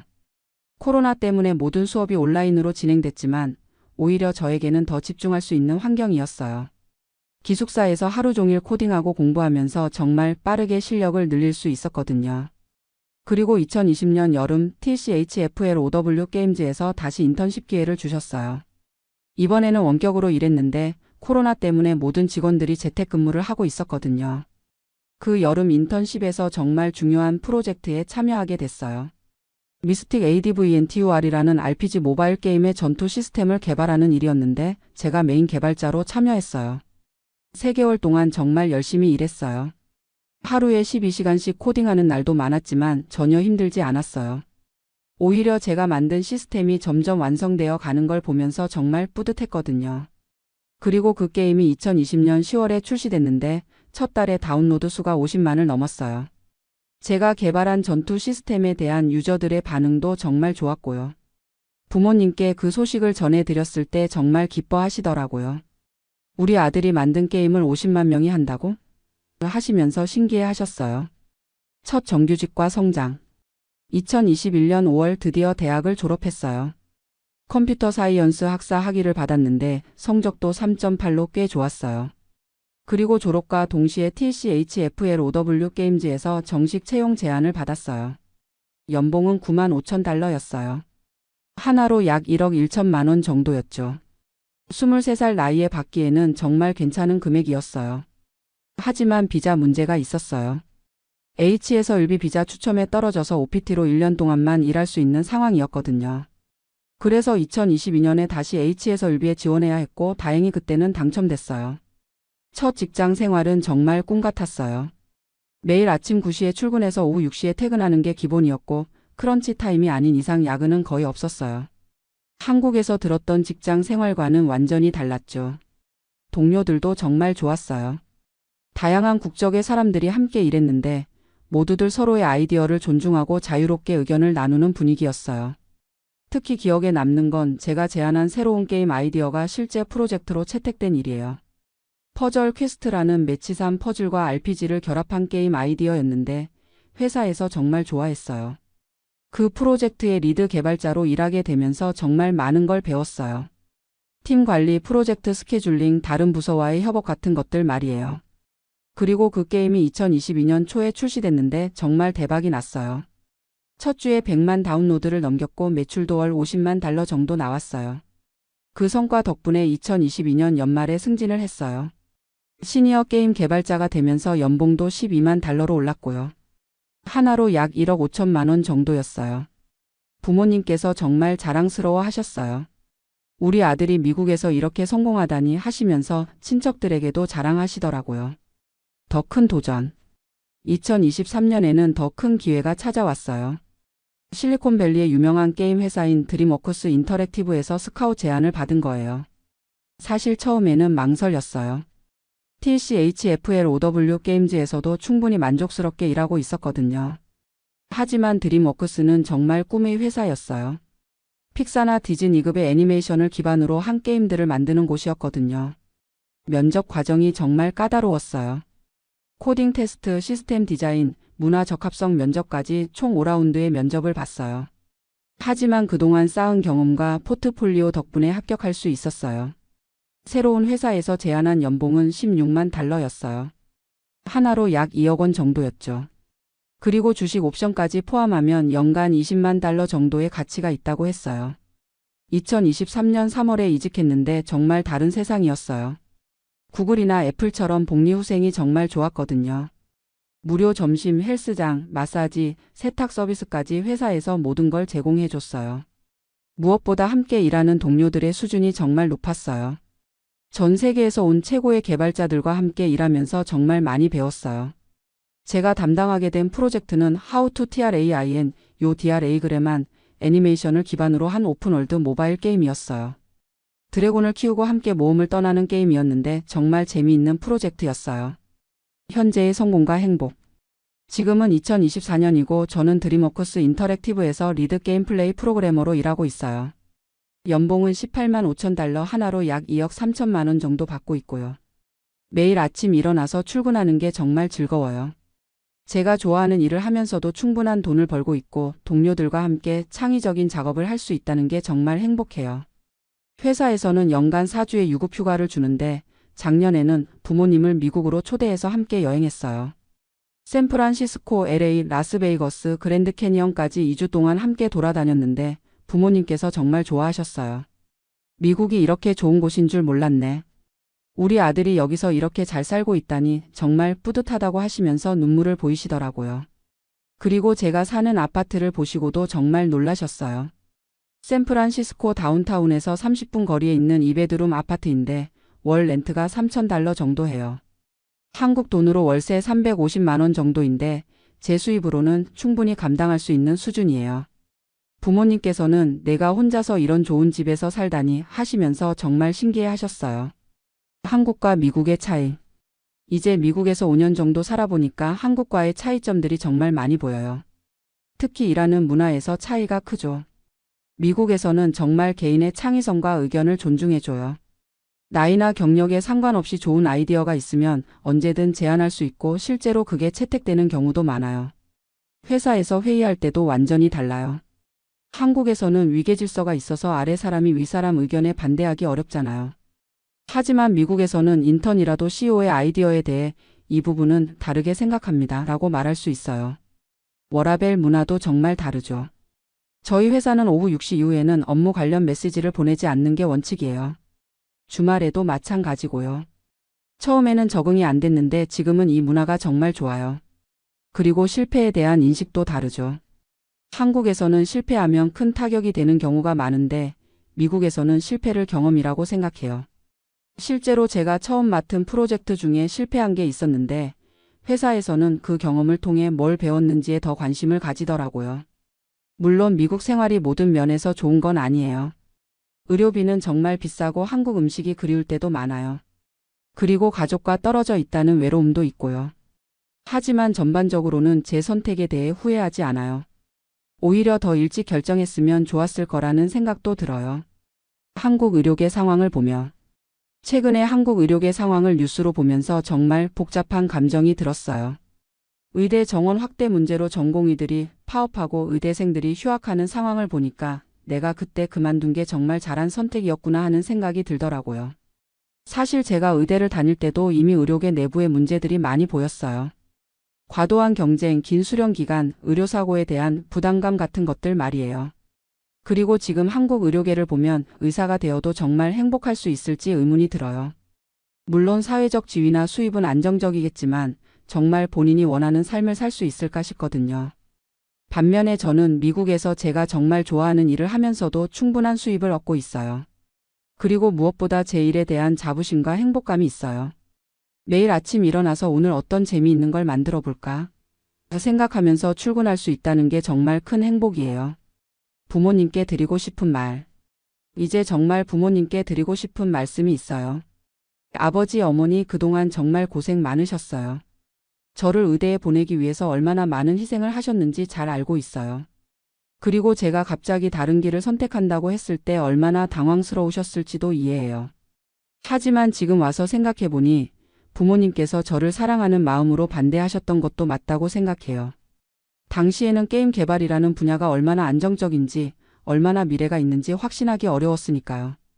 그런데 지금 제가 이렇게 성공적으로 살고 있는 모습을 보시면서 조금이나마 안심이 되셨으면 좋겠어요. 제가 선택한 길이 틀리지 않았다는 걸 증명할 수 있어서 정말 다행이에요. 특히 어머니, 제가 미국에 혼자 있다고 너무 걱정하지 마세요. 여기서 정말 좋은 사람들을 많이 만났고 한인 커뮤니티도 있어서 외롭지 않아요. 그리고 영상통화로 자주 얼굴 볼 수 있잖아요. 아버지, 제가 어릴 때부터 남자는 책임감 있게 살아야 한다고 항상 말씀해 주셨잖아요. 지금 저는 정말 책임감 있게 살고 있어요. 제 일에 최선을 다하고 동료들과 좋은 관계를 유지하며 회사에서도 인정받고 있어요. 그리고 무엇보다 제 선택에 대해 후회하지 않고 살고 있어요. 매일 행복하게 일하면서도 충분한 수입을 얻고 있으니까 부모님께서도 자랑스러워 하셔도 될 것 같아요. 같은 고민을 하는 분들께 제 이야기를 들으시는 분들 중에는 저와 비슷한 상황에 계신 분들도 있을 거예요. 부모님의 기대와 본인의 꿈 사이에서 고민하고 계신 분들 말이에요. 제가 감히 조언을 드린다면 정말 신중하게 결정하시되 본인의 마음에 솔직하셨으면 좋겠어요. 다른 사람의 기대에 맞춰서 사는 인생은 결국 본인도 불행하고 주변 사람들도 불행하게 만들어요. 물론 쉬운 결정은 아니에요. 저도 정말 많은 고민을 했고 부모님과의 갈등도 겪었거든요. 하지만 결국은 제 선택이 옳았다는 걸 증명할 수 있었어요. 특히 요즘 같은 시대에는 전통적인 직업 개념이 많이 바뀌고 있어요. IT 분야뿐만 아니라 창작, 콘텐츠, 서비스업 등 다양한 분야에서 성공할 수 있는 기회들이 많아졌거든요. 그리고 글로벌 시대에는 꼭 한국에서만 살아야 한다는 고정관념도 버리셨으면 좋겠어요. 미국, 캐나다, 유럽 등 다양한 나라에서 본인의 꿈을 펼칠 수 있는 기회들이 많아요. 물론 해외 생활이 쉬운 건 아니에요. 언어 장벽, 문화 차이, 가족과의 분리 같은 어려움들이 있어요. 하지만 그런 어려움들을 극복하고 나면 정말 값진 경험과 성장을 얻을 수 있어요. 미래에 대한 계획. 앞으로 저는 몇 년 더 미국에서 경험을 쌓은 후에 제 회사를 창업해 볼 생각이에요. 특히 한국과 미국을 연결하는 게임이나 콘텐츠를 만들어 보고 싶어요. 한국의 K에서팝이나 드라마가 전 세계적으로 인기를 끌고 있는 것처럼 한국적인 요소를 담은 게임도 글로벌 시장에서 성공할 수 있다고 생각해요. 그리고 나중에 성공하면 한국에도 지사를 만들어서 한국의 젊은 개발자들에게도 기회를 주고 싶어요. 저처럼 꿈을 가지고 있지만 기회가 없는 분들에게 말이에요. 물론 아직은 꿈 단계이지만 지금까지 이루어온 것들을 보면 충분히 가능하다고 생각해요. 그리고 30대 중반쯤에는 결혼도 하고 싶어요. 미국에서 만난 좋은 사람과 가정을 꾸리고 부모님께 손주도 안겨드리고 싶고요. 마지막 인사. 긴 이야기를 들어주셔서 정말 감사해요. 제가 이렇게 제 이야기를 털어놓는 이유는 같은 고민을 하고 계신 분들께 조금이나마 도움이 되었으면 하는 마음에서예요. 부모님의 기대와 본인의 꿈 사이에서 고민하고 계신 분들, 해외에서 새로운 도전을 생각하고 계신 분들, 전통적인 안정보다는 본인만의 길을 찾고 싶으신 분들께 제 경험이 참고가 되었으면 좋겠어요. 물론 제 선택이 모든 사람에게 맞는 건 아니에요. 각자의 상황과 성향에 따라 다른 선택을 해야 할 수도 있고요. 하지만 중요한 건 남의 시선이나 기대에 맞춰서가 아니라 정말 본인이 행복할 수 있는 길을 선택하는 거라고 생각해요. 그리고 한국에 계신 우리 부모님께도 다시 한번 말씀드리고 싶어요. 정말 사랑하고 감사하고 있어요. 비록 물리적으로는 멀리 떨어져 있지만 마음만은 항상 부모님 곁에 있다는 걸 알아주세요. 앞으로도 더욱 열심히 살면서 부모님께서 자랑스러워 하실 수 있는 아들이 되겠어요. 그리고 꼭 성공해서 부모님께 편안한 노후를 제공해 드리고 싶어요. 올해 크리스마스에는 꼭 한국에 들어가서 부모님과 함께 시간을 보낼 예정이에요. 그때 또 제 성장한 모습을 보여드릴 수 있을 거예요. 마지막으로 지금 이 이야기를 들으시는 모든 분들이 본인만의 행복한 길을 찾으시길 진심으로 응원해요. 어떤 선택을 하시든 후회 없이 최선을 다하시면 분명 좋은 결과가 있을 거예요. 정말 긴 이야기 들어주셔서 감사합니다. 여러분 모두 행복하세요. 다음 주 화요일 저는 세 번째로 호주 시민권 시험을 치르러 갑니다. 61세 나이의 말이에요. 주변 사람들은 이제 그만하라고 합니다. 영주권도 있는데 굳이 왜? 나이도 있는데 뭐하러 그런 스트레스를? 시민권 없어도 살만하잖아. 하지만 저는 포기할 수 없어요. 2번이나 떨어진 그 시험을 저는 반드시 통과하고 싶습니다. 왜냐하면 이건 단순히 시민권을 따는 문제가 아니거든요. 제 인생의 마지막 도전이자 제가 이 나라에서 진정한 일원이 되고 싶다는 간절한 마음의 증명이니까요. 오늘은 그 이야기를 들려드리려고 합니다. 왜 61세의 저가 3번이나 호주 시민권 시험에 도전하게 되었는지를요. 지금부터 15년 전 저는 부산에서 작은 수입 업체를 운영하고 있었습니다. 중국에서 완구를 들여와서 전국 문구점에 납품하는 일이었죠. 그럭저럭 잘 나가던 사업이었어요. 46세가 되던 해 딸아이가 호주에서 유학 중이었는데 아빠, 호주 정말 좋아요. 공기도 맑고 사람들도 친절하고 나중에 여기서 살고 싶어요. 이런 말을 했어요. 그때만 해도 저는 별 생각이 없었습니다. 젊은 애가 외국 나가서 하는 소리려니 했죠. 하지만 딸아이는 진심이었어요. 호주에서 간호학을 전공하고 현지 취업까지 성공한 거예요. 2년 뒤 딸이 호주 남자와 결혼하겠다고 했을 때 저와 아내는 큰 충격을 받았습니다. 한국 사람과 결혼해야지 왜 굳이 외국인가? 하지만 만나보니 좋은 사람이더라고요. 간호사인 딸과 비슷한 또래의 의료진이었는데 한국 문화에 대해서도 많이 알고 있고 딸을 정말 아껴주는 게 눈에 보였어요. 결혼식을 호주에서 올리게 되면서 저는 처음으로 호주 땅을 밟았습니다. 시드니 공항에 내리자마자 느낀 그 깨끗한 공기, 탁 트인 하늘, 여유로운 사람들의 모습. 아, 이곳에서 살면 정말 좋겠구나. 그런 생각이 절로 들었어요. 결혼식을 마치고 한국에 돌아와서도 호주에 대한 생각을 떨칠 수 없었습니다. 딸은 이제 완전히 호주 사람이 되어 있었고 손자를 낳으면 그 아이도 호주에서 자랄 텐데 우리만 한국에 있으면 가족이 떨어져 사는 거잖아요. 아내와 상의해 봤더니 의외로 아내도 비슷한 생각을 하고 있더라고요. 여기서 사업하는 것도 이제 한계가 있는 것 같아. 중국 업체들이 직접 들어오면서 우리 같은 중간 업체는 설 자리가 없어지고 있고. 마침 딸이 부모 초청 이민을 알아보더니 저희가 신청할 수 있는 비자가 있다고 하더라고요. 딸이 호주 시민권을 따고 안정적인 직업이 있으니 가능하다는 거였어요. 고민 끝에 결정했습니다. 한국에서의 모든 걸 정리하고 호주로 이주하기로요. 사업체 매각하는 것부터 쉽지 않았어요.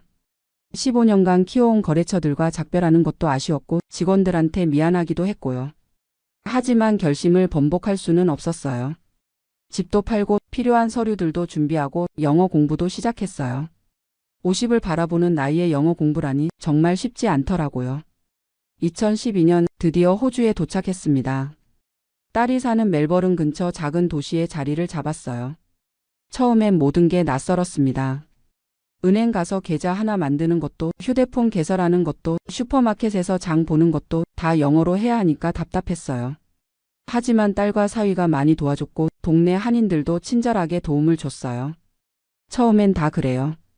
1년만 지나면 적응돼요. 정말 그랬어요. 1년 정도 지나니까 어느 정도 적응이 되더라고요.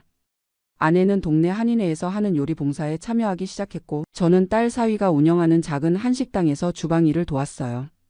영주권이 나온 게 2015년이었어요. 그때부터 본격적으로 호주 사람이 된 기분이었죠.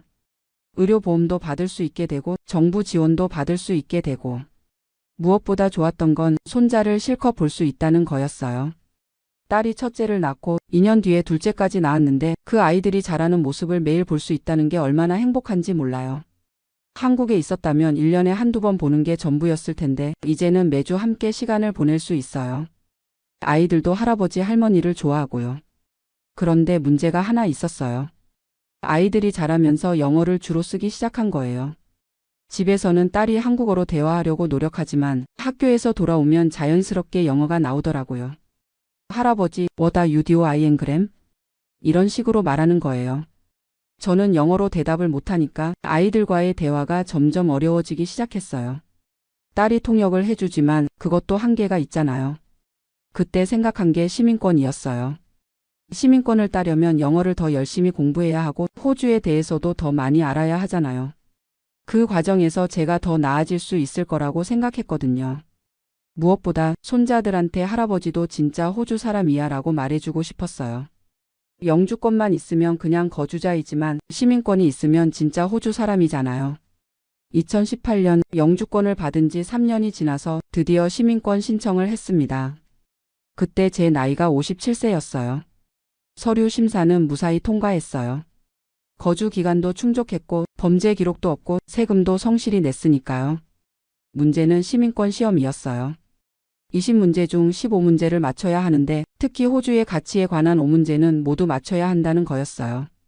호주 시민권 우리의 공통된 유대라는 책자를 받았어요. 한국어 번역본도 있어서 다행이었죠. 하지만 시험은 영어로만 치러야 해요. 매일 3시간씩 공부했습니다. 호주의 역사, 정부 구조, 국기와 국가, 중요한 기념일들, 민주주의 원칙들. 외울 게 정말 많더라고요. 연방정부와 주정부, 하원과 상원, 총독의 역할, 대법원 시스템. 이런 걸 영어로 이해해야 하니까 단어 하나하나가 다 어려웠어요. 팔러먼트가 뭔지, 컨스터투션이 뭔지, 디마크러시가 정확히 어떤 의미인지. 아내도 함께 공부했어요. 서로 문제를 내주면서 준비했죠. 총독의 역할이 뭐야? 3단계 정부가 뭐야? 호주의 국화가 뭐야? 6개월 동안 열심히 준비해서 첫 번째 시험을 치렀어요. 2019년 3월이었죠. 컴퓨터 앞에 앉아서 시험을 치는 건데 긴장이 정말 많이 됐어요.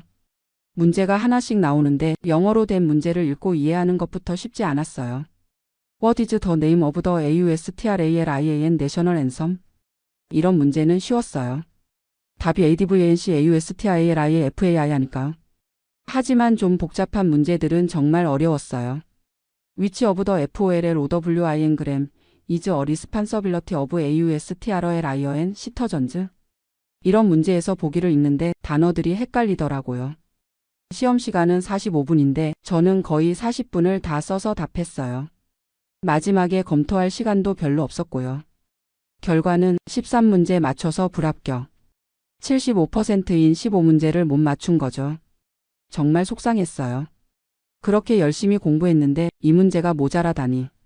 무엇보다 호주의 가치에 관한 문제 중 하나를 틀렸다는 게 치명적이었어요. 그 부분을 한 문제라도 틀리면 무조건 불합격이거든요. People in AUSTRALIA should make an effort to learn English. 이 문장이 호주의 가치와 일치하는지 묻는 문제였는데 저는 true라고 답했어요. 당연히 맞는 얘기라고 생각했거든요. 하지만 정답은 false였어요. 호주는 다문화 국가이고 누구든지 자신의 언어와 문화를 유지할 권리가 있다는 거예요. 영어를 배우는 것은 개인의 선택이지 강요받을 일은 아니라는 뜻이었죠. 그 미묘한 차이를 이해하지 못한 거예요. 한국 사람 입장에서는 당연히 영어를 배워야 한다고 생각하잖아요. 하지만 호주의 가치관은 달랐던 거죠. 집에 돌아와서 아내한테 결과를 말했을 때 아내도 많이 실망했어요. 그렇게 공부했는데? 딸은 위로해줬어요. 아빠, 처음에 떨어지는 사람 많아요. 다시 준비해서 도전하면 돼요. 하지만 마음이 쉽게 추스러지지 않았어요. 나이가 있다 보니까 기억력도 예전 같지 않고 영어 실력도 한계가 있는 것 같고. 그래도 포기할 수는 없었어요. 6개월 후에 다시 시험에 응시할 수 있다고 하니까 더 열심히 준비하기로 했어요. 이번에는 전략을 바꿨어요. 온라인에서 연습 시험을 많이 풀어봤고 현지 도서관에서 하는 시민권 준비반에도 참여했어요. 거기서 저와 비슷한 상황의 사람들을 많이 만났어요. 60대 그리스 할머니, 50대 베트남 아저씨, 40대 중국 아줌마. 모두들 시민권을 따기 위해서 열심히 공부하고 있었어요. 서로 정보도 나누고 어려운 부분은 같이 토론하기도 했고요. 호주의 가치라는 부분이 정말 까다로웠어요. 단순히 암기하는 게 아니라 호주 사회의 철학을 이해해야 하는 거더라고요. 예를 들어 AUSTROLI어 is a classless society라는 명제가 있어요. 이게 호주의 가치와 일치하는지 묻는 문제인데 답은 폴스예요. 왜냐하면 호주는 완전히 계급이 없는 사회는 아니지만 모든 사람이 평등한 기회를 가져야 한다는 가치를 중시한다는 뜻이거든요. 이런 미묘한 차이를 이해하는 게 정말 어려웠어요. 두 번째 시험은 2019년 10월에 쳤어요. 이번에는 좀 더 자신 있게 임했죠. 연습 시험에서는 거의 만점을 받았으니까요. 하지만 실제 시험은 또 달랐어요. 연습할 때는 안 나왔던 문제들이 나오더라고요. What happened in AUSTRALIA 안일 제뉴에리 1900일? 이런 문제가 나왔는데 연방 결성일이라는 건 알았지만 영어로 뭐라고 답해야 할지 헷갈렸어요. Federation of AUSTRALIA인지 Comillimeter when WALTH of AUSTRALIA인지 시험을 치고 나서 느낌이 좋지 않았어요. 역시나 결과는 14문제 맞춰서 또 불합격. 1문제가 모자랐어요. 이번에는 호주의 가치 부분은 다 맞췄는데 일반 상식 부분에서 실수가 있었나 봐요. 정말 기운이 빠졌어요. 두 번째 도전도 실패하다니. 내가 너무 무리한 건 아닐까? 그런 생각이 들기 시작했어요. 주변에서도 이제 그만하라는 얘기가 나오기 시작했어요. 영주권만 있어도 살기에는 불편함이 없잖아. 나이도 있는데 무리하지 마. 하지만 제 마음 한편에는 여전히 아쉬움이 남아 있었어요. 여기까지 왔는데 포기하기가 아까웠거든요. 게다가 손자들이 점점 자라면서 할아버지가 시민권이 없다는 걸 의식하기 시작하는 것 같았어요. 학교에서 시티 전십데이 행사가 있을 때 할아버지는 왜 AUSTRALIAN 시터전이 아니야? 이런 질문을 하더라고요. 딸이 설명해 주긴 했지만 아이들 입장에서는 이해하기 어려운 것 같았어요. 왜 할아버지만 다른지. 그래서 마음을 다잡았어요. 세 번째 도전을 하기로 결심한 거예요. 이번이 마지막이라고 생각하고 정말 모든 걸 걸어보자고요. 2020년에는 코로나 때문에 시험이 중단됐어요. 오히려 더 준비할 시간이 생긴 셈이죠. 집에 있는 시간이 많아지니까 하루 종일 공부에만 매달릴 수 있었어요. 이번에는 정말 체계적으로 준비했어요. 먼저 영어 실력부터 늘리기로 했어요. 시민권 시험 내용을 이해하는 것도 중요하지만 문제 자체를 정확히 읽고 이해하는 게 더 중요하다고 생각했거든요. 현지 영어 학원에 등록했어요. 60세가 넘어서 학원에 다니는 게 쑥스럽긴 했지만 목표가 있으니까 참을 만했어요. 학원에서 만난 선생님이 정말 좋았어요. 저의 상황을 이해하고 시민권 시험에 맞춘 영어 공부를 도와줬거든요. 문제를 읽을 때는 핵심 단어를 먼저 파악하세요. who, what, when, where, why 중에서 무엇을 묻는 건지부터 알아야 해요. 그런 기술적인 부분들을 많이 배웠어요. 문제를 빨리 읽고 정확히 이해하는 방법, 헷갈리는 단어들을 구분하는 방법. 1년 넘게 준비한 끝에 드디어 세 번째 시험 날짜를 잡았어요. 2022년 5월. 제 나이 61세가 되는 해였죠. 이번에는 정말 자신 있었어요. 연습 시험에서는 항상 18문제 이상을 맞췄고 호주의 가치 부분도 완벽하게 이해했다고 생각했거든요. 하지만 막상 시험장에 가니까 또 긴장이 되더라고요. 심장이 빨리 뛰고 손에 땀이 나고 이번이 마지막이다. 반드시 합격해야 한다. 그런 부담감이 있었나 봐요. 시험 문제들을 하나씩 풀어나가는데 중간에 정말 어려운 문제가 나왔어요. In AUSTRALIA, can you NCOU 아러그램이 어퍼선 to vote for a political party? 이런 문제였는데 답이 yes인지 no인지 헷갈렸어요. 호주는 의무투표제니까 정치 활동을 제한할 것 같기도 하고 민주주의 국가니까 자유로운 의견 표현을 허용할 것 같기도 하고 결국 yes라고 답했는데 나중에 알고 보니 정답이었어요. 호주는 자유로운 정치적 의견 표현을 보장하거든요. 하지만 다른 문제에서 실수가 있었나 봐요. 결과는 또 14문제 맞춰서 불합격. 세 번째 도전도 실패한 거예요. 정말 절망적이었어요. 이제 정말 포기해야 하나 싶었죠. 내 능력으론 안 되는 건가? 아내도 이번에는 이제 그만하자고 하더라고요. 영주권만 있어도 충분해. 나이 들어서 그런 스트레스 받지 말자. 딸도 비슷한 얘기를 했어요. 아빠, 시민권이 없어도 우리 가족인 건 변하지 않아요. 아이들도 할아버지 할머니를 똑같이 사랑해요. 하지만 저는 마음이 쉽게 정리되지 않았어요. 뭔가 미완성인 채로 끝나는 기분이었거든요. 그러던 중에 한 가지 깨달음이 있었어요. 제가 시민권에 집착하는 이유가 단순히 자격증을 따기 위한 게 아니라는 걸요. 저는 이 나라에서 진정한 일원이 되고 싶었던 거예요. 그냥 거주하는 사람이 아니라 이 나라의 역사와 가치를 이해하고 책임감을 가지고 참여하는 시민이 되고 싶었던 거죠. 3번의 시험 준비 과정에서 저는 호주에 대해 정말 많은 걸 배웠어요. 단순히 시험을 위한 암기가 아니라 이 나라가 어떻게 만들어졌고 어떤 가치를 추구하는지, 어떤 도전들을 겪어왔는지, 원주민들의 역사, 이민자들의 기여, 다문화주의 정책, 민주주의의 발전 과정, 이런 것들을 공부하면서 제가 한국에서 가져온 편견들도 많이 바뀌었어요. 예를 들어 한국에서는 열심히 일하는 게 최고라는 생각이 강하잖아요. 하지만 호주에서는 일과 삶의 균형을 더 중시하더라고요. FAIRDINKUM이라는 호주 특유의 표현이 있어요. 정직하고 공정한이라는 뜻인데 이런 가치가 호주 사회 전반에 깊이 배어 있다는 걸 느꼈어요. 시험에 떨어질 때마다 좌절했지만 그 과정에서 제가 더 나은 사람이 되어가고 있다는 생각이 들었어요. 영어 실력도 늘었고 호주 사회에 대한 이해도 깊어졌고 무엇보다 포기하지 않는 제 자신을 발견한 게 가장 큰 수확이었어요. 61세의 나이에도 새로운 도전을 할 수 있다는 자신감. 그래서 결심했어요. 4번째 도전을 하기로. 주변 사람들은 모두 말렸어요. 이제 그만해. 3번이나 떨어졌는데 4번째가 될 것 같아. 하지만 저는 확신이 있었어요. 이전의 실패들이 헛된 게 아니라 모두 다음 성공을 위한 밑거름이었다는 걸요.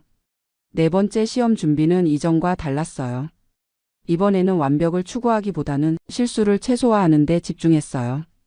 문제를 읽을 때 더 신중하게 읽고 확실하지 않은 답은 다시 한번 생각해보고 시간 관리도 더 철저히 하고 특히 컴퓨터 조작에 익숙해지는 연습을 많이 했어요.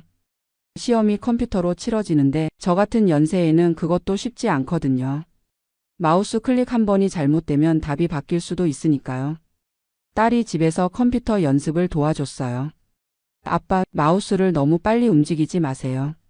천천히, 정확하게. 손자들도 응원해줬어요. 큰 손자가 이제 8살인데 할아버지, 이번에는 꼭 패스하세요. 이렇게 말하더라고요.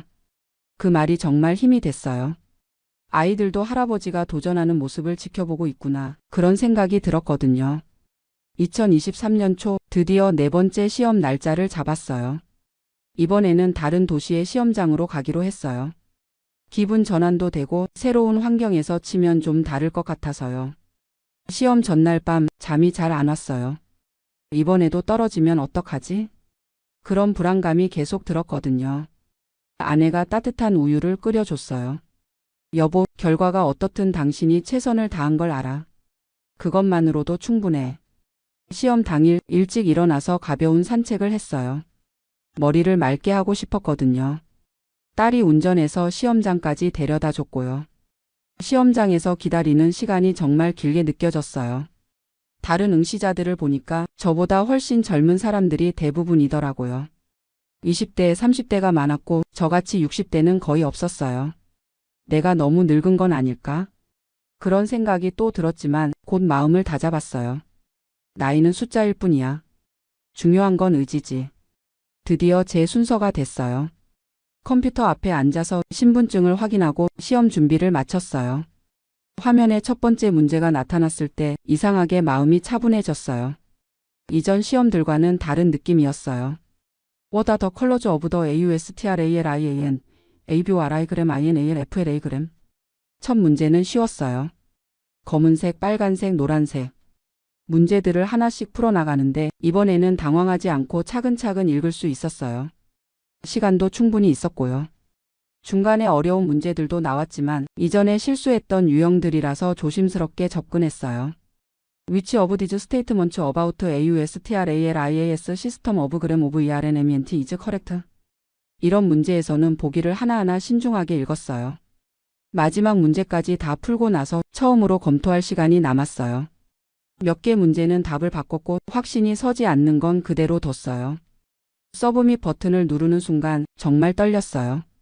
3번의 실패 끝에 맞이한 4번째 순간이었거든요. 화면에 결과가 나타났어요. 칸그램 RATULATIONS. You have passed the AUSTRALIAN CT 전십 테스트. 처음에는 믿기지 않았어요. 다시 한번 읽어봤는데 정말 패스트라고 써 있더라고요.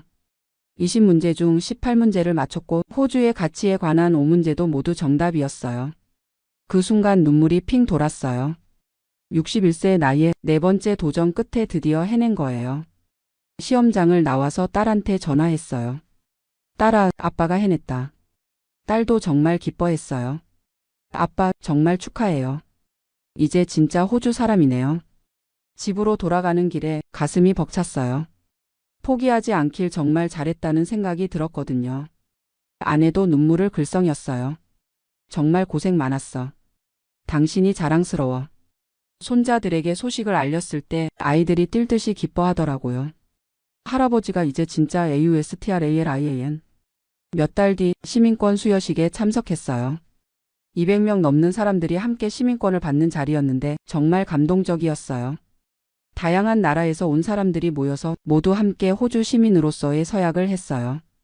From this time forward, I pledge my loyalty to AUSTRALIA and its people. 호주 Democratic Beliefs I share. 호주 RIGRAM HTS and liberties I respect. and 호주 laws I will uphold and obey. 이 서약문을 읽을 때 정말 진심으로 말할 수 있었어요. 4년간의 준비 과정에서 진정으로 호주의 가치를 이해하게 됐거든요. 시민권 증서를 받는 순간 지금까지의 모든 고생이 보상받는 기분이었어요. 61세에 시작한 도전, 3번의 실패, 포기하고 싶었던 순간들. 모든 게 이 순간을 위한 과정이었구나, 그런 생각이 들었어요. 이제 저는 진정한 호주 시민입니다. 투표권도 있고 배심원으로 선발될 수도 있고 이 나라의 미래에 대해 목소리를 낼 수 있어요. 무엇보다 손자들과 똑같은 신분이 됐다는 게 가장 기뻐요. 이제 아이들이 할아버지도 AUSTRALIAN 시터전이야 라고 자랑스럽게 말할 수 있어요. 돌이켜보면 시민권 시험은 단순한 자격 시험이 아니었어요. 저 자신을 성장시키고 새로운 문화를 이해하고 포기하지 않는 정신력을 기르는 과정이었어요. 61세의 나이에도 새로운 도전을 할 수 있다는 걸 증명한 거죠. 나이는 핑계가 될 수 없다는 걸 제가 몸소 보여준 거예요. 지금도 가끔 시민권 시험을 준비하는 한인분들을 만나면 제 경험담을 들려드려요. 포기하지 마세요. 나이는 상관없어요. 중요한 건 의지예요. 특히 저처럼 나이가 있으신 분들께는 더욱 용기를 드리고 싶어요. 늦었다고 생각할 때가 가장 빠를 때입니다. 시민권을 딴 후로 제 삶이 많이 달라졌어요. 영어 실력도 늘었고 호주 사회에 대한 이해도 깊어졌고 무엇보다 자신감이 생겼어요. 이제는 한인의 활동에도 적극적으로 참여하고 있어요. 새로 이민 온 분들에게 정착 도움을 주는 일도 하고요. 제가 겪었던 어려움을 바탕으로 다른 분들께 도움이 될 수 있는 조언을 드릴 수 있거든요. 손자들과의 관계도 더 가까워졌어요. 영어 공부를 하면서 아이들과 대화도 늘었고 할아버지가 정말 대단해 라는 말을 들을 때마다 뿌듯해요. 아내도 저를 보는 눈이 달라졌다고 해요. 당신이 이렇게 의지가 강한 줄 몰랐어. 정말로 이 도전을 통해서 저 자신도 몰랐던 제 모습을 발견했어요. 61세까지 살면서 이런 큰 도전을 해본 적이 없었거든요. 한국에서는 나이 들면 새로운 걸 배우거나 도전하는 걸 포기하는 경우가 많잖아요. 나이가 몇인데 뭘 새로 시작해? 이런 시선들이 있고요. 하지만 호주에서는 다르더라고요. 나이와 상관없이 새로운 도전을 응원해주는 문화가 있어요. 시민권 수여식에서도 80세가 넘은 할머니가 시민권을 받는 걸 봤거든요. 그분도 몇 번의 시도 끝에 성공했다고 하더라고요. 나이는 정말 상관없는 거예요. 이제 다음 목표를 생각하고 있어요. 손자들이 더 자라면 함께 호주 곳곳을 여행하면서 제가 배운 호주의 역사와 문화를 알려주고 싶어요. 할아버지가 어떻게 호주 시민이 됐는지, 그 과정에서 뭘 배웠는지, 이 나라가 얼마나 좋은 곳인지. 그런 이야기들을 들려주면서 아이들이 자신의 정체성에 대해 자부심을 가질 수 있도록 도와주고 싶어요. 마지막으로 지금 이 글을 듣고 계신 분들 중에서 저와 비슷한 도전을 앞두고 계신 분들이 있다면 꼭 말씀드리고 싶은 게 있어요. 나이를 핑계로 포기하지 마세요. 한 번, 두 번 실패해도 좌절하지 마세요. 중요한 건 결과가 아니라 그 과정에서 얻는 성장이에요. 저는 61세에 시민권을 땄지만 사실 그보다 더 큰 걸 얻었어요. 새로운 도전을 통해 더 나은 사람이 됐고 가족들에게 좋은 본보기가 될 수 있었고 제 인생의 마지막 장을 의미 있게 채울 수 있었어요. 여러분도 포기하지 마세요. 나이는 숫자일 뿐입니다. 중요한 건 도전하는 마음, 끝까지 버티는 의지예요. 61세에 제가 해낼 수 있었다면 여러분도 분명히 할 수 있어요. 화이팅!